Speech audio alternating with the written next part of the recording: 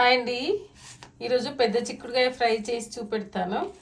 ఏంటక్క చిక్కుడుకాయ కర్రీ వండరాదా, అది కూడా చెప్పాలా అని అనుకుంటారేమో, కానీ నా స్టైల్లో ఎట్లా చేస్తానో చూపెడతా.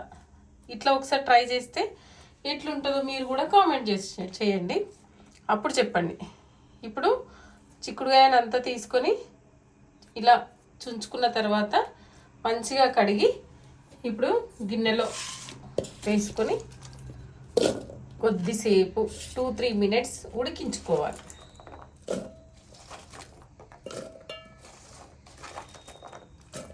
ఓకే, జిల్లు ఏం లేదు, నార్మల్గానే గిన్నెలో పెట్టి ఒక 5 మినిట్స్ ఉడికించుకుంటున్నాను. చిక్కుడుకాయ ఉడికేలోపు ఇది రెడీ చేసి పెట్టుకున్నాము. మిక్సీ జార్ తీసుకొని ఇందులో పచ్చిమిర్చి, వెల్లుల్లిపాయలు, పచ్చి కొబ్బరి ముక్కలు, లేకపోతే ఎండు అయినా తీసుకోవచ్చు, లేదంటే స్కిప్ చేయొచ్చు, కానీ ఇలా చేయండి, చాలా టేస్టీగా బాగుంటుంది, స్పెషల్గా ఉంటుంది. కొద్దిగా జీలకర్ర, ఇవన్నీ మిక్సీ పట్టుకోవాలి.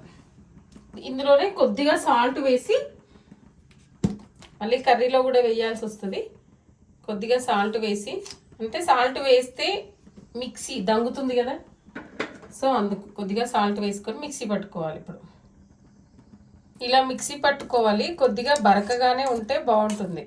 ఇది వేగుతుంది కదా, అప్పుడు దీని టేస్ట్ మనకి తగులుతుంది. ఓకే, ఇప్పుడు ప్రాసెస్ ఇలా 5 మినిట్స్ చిక్కుడుగా ఉడికిపోయింది. ఇందులో వాటర్ కారబోసుకోవాలి.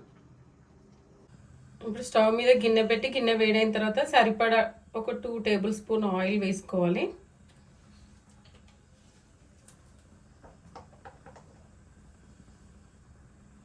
జీలకర్ర వేసుకోవాలి. అది వేగేటప్పుడు మనం ఒక ఆనియన్ ఇందులో వేసి ఫ్రై చేసుకోవాలి.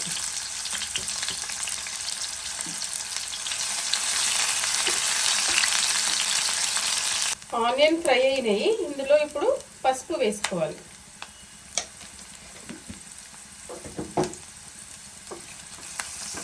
అంతా కలుపుకొని మనం ముందుగా ఉడకపెట్టి పెట్టుకున్నాం కదా, ఈ చిక్కుడుకాయని ఇందులో వేసుకోవాలి.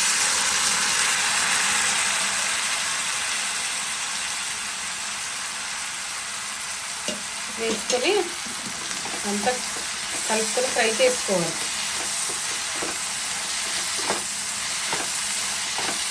ఇప్పుడు ఇందులోనే మనం మిక్సీ పట్టుకున్న పచ్చిమిర్చి పేస్ట్ని వేసుకొని వేగనివ్వాలి.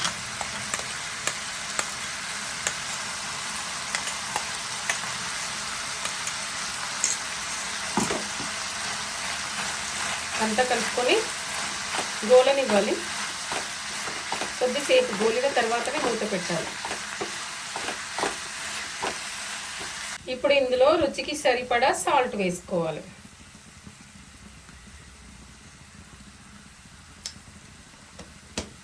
ఇదంతా కలుపుకొని మంచిగా పచ్చివాసన పోయేదాకా ఫ్రై చేసుకొని,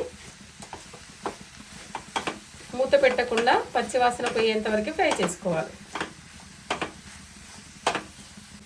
ఇప్పుడు అంతా ఫ్రై అయిపోయింది, పచ్చివాసన అంతా పోయింది, ఫ్రై అయింది. ఇంక ఇప్పుడు సర్వ్ చేసుకోవడమే.